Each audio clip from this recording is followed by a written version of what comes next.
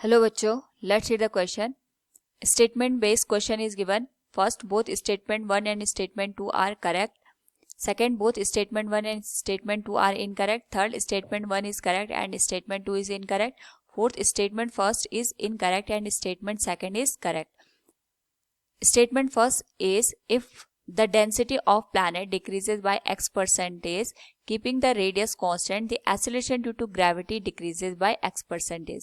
Statement second is escape speeds are equal for two bodies of unequal masses. Now to answer this question, first we will discuss here the key concept, and here the key concept will be acceleration due to gravity, and we know that जो acceleration due to gravity है it depends upon the radius of the earth, और दूसरा ये depend करता है mass of the earth के ऊपर. Now अगर हम मैथमेटिकली इसको रिप्रेजेंट करें, it is given as small g equals capital g into mass of earth divided by r square. Second हम यहाँ पे यूज करेंगे स्केप वेलोसिटी का. स्केप वेलोसिटी का मतलब ये होता है कि वो हमारे पास मैक्सिमम वेलोसिटी जिसको प्रोजेक्ट करके हम किसी भी ऑब्जेक्ट को यहाँ पे, तो जो इसके वेलोसिटी होती है it is the maximum velocity of a given object, जिसको अटेन करके यहाँ पे जो ऑब्जेक्ट होता है अर्थ के या प्लैनेट के ग्रेविटेशनल फील्ड को छोड़ करके बाहर चला जाता है. And it is given as square root of 2 into g into mass of planet divided by r के बराबर. Now according to the question अगर हम दोनों स्टेटमेंट को देखें, if the density of planet decreases by x percentage keeping the radius constant, the acceleration due to gravity decreases by x percentage. तो सबसे पहले अगर हम बात करें यहाँ पे हमारे पास जो एक्सेलरेशन ड्यू टू ग्रेविटी की वैल्यू होती है that is g into m e divided by are square, और अगर हमने प्लैनेट का जो डेंसिटी है उसको x परसेंटेज से कम कर दिया, लेकिन यहाँ पे कंडीशन ये दे रखी है कि हमारे पास जो रेडियस है वो कांस्टेंट है, और अगर रेडियस कांस्टेंट होगा तो जो वॉल्यूम होगा हमारे पास ये भी कांस्टेंट होगा, क्योंकि हम पता है कि जो प्लैनेट होता है वो स्फेरिकल स्ट्रक्चर का होता है which is given as 4/3 pi r cube. इसका जो वॉल्यूम होता है 4/3 पाई आर क्यूब के बराबर होता है, और अगर रेडियस कांस्टेंट है तो वॉल्यूम भी कांस्टेंट होगा, और अगर वॉल्यूम कांस्टेंट हो गया तो हम यहाँ पे डेंसिटी और मास का रिलेशन फाइंड आउट कर सकते हैं. So we can say here mass divided by volume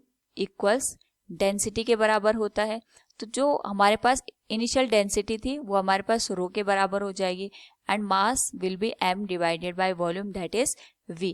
ये तो हमारे पास आ गया फर्स्ट केस. जब हमारे पास यहाँ पे डेंसिटी में चेंज आ जाता है तो we can say here if density changes by x percentage, उस पर्टिकुलर केस में डेंसिटी रो डैश हो जाएगी and it will be mass m dash हो जाएगा डिवाइडेड बाय वॉल्यूम v, ये सेम रहेगा.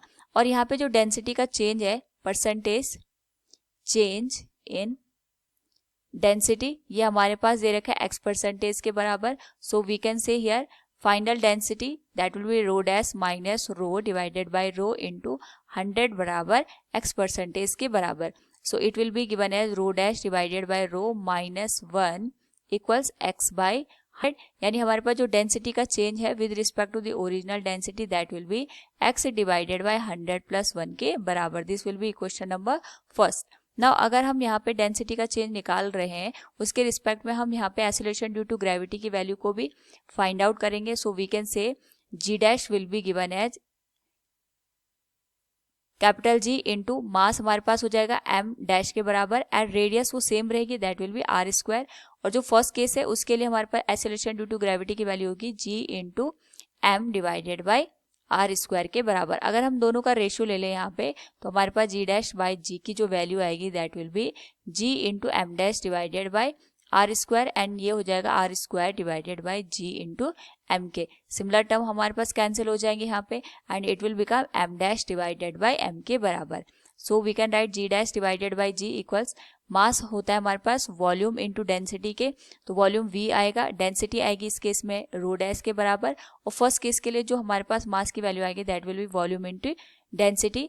वॉल्यूम से वॉल्यूम कैंसिल हो जाएगा क्योंकि रेडियस सेम है तो वॉल्यूम सेम रहेगा. सो it will become row dash divided by rho के बराबर. सो फ्रॉम इक्वेशन फर्स्ट अगर हम देखें यहाँ पे तो we can say g dash divided by g equals हमारे पास जो वैल्यू बनेगी that will be given as x divided by 100 plus 1 के बराबर. So from here g dash की जो वैल्यू बनेगी that will be x divided by 100 plus 1 into g. That will be question number second. Now हमें यहाँ पे acceleration due to gravity का जो चेंज है वो निकालना है. So we can say here change in acceleration due to gravity will be g dash minus g divided by g into 100 के बराबर.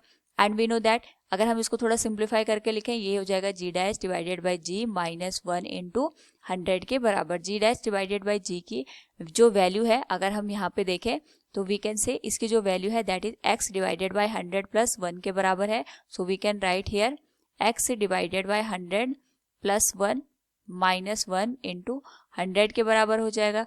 तो ये दोनों कैंसिल हो जाएंगी, 100 से 100 कैंसिल हो जाएगा. तो जो percentage change in acceleration due to gravity है वो x परसेंटेज के बराबर हमें देखने को मिलेगा. So we can say here जो change in acceleration due to gravity की वैल्यू है that will be x percentage. लेकिन जो एक्सेलरेशन ड्यू टू ग्रेविटी है ये वैल्यू हमें यहाँ पे इंक्रीज होते हुए शो होगी, क्योंकि यहाँ पे अगर ये नेगेटिव साइन होता तो हमारे पास जो change in acceleration due to gravity है वो डिक्रीज हो जाता. बट यहाँ पे ये वैल्यू पॉजिटिव है. So we can say here acceleration due to gravity की जो वैल्यू है वो इंक्रीज होगी बाय x परसेंटेज. सो हमारे पास जो स्टेटमेंट 1 है ये तो इनकरेक्ट हो जाएगा, क्योंकि the acceleration due to gravity decreases by x percentage. यहाँ पे डिक्रीज नहीं हो रहा है, इंक्रीज हो रहा है.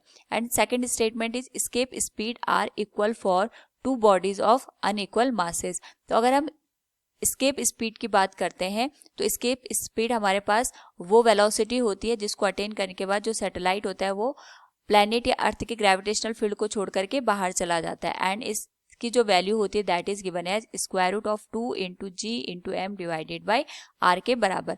तो अगर हम इसके वेलोसिटी को देखते हैं तो ये डिपेंड करता है कि जो हमारे पास प्लैनेट है जिसका राउंड यहाँ पे कोई भी सेलेस्टियल बॉडी या सैटेलाइट वगैरह लगा रहा है उसका मास कितना है.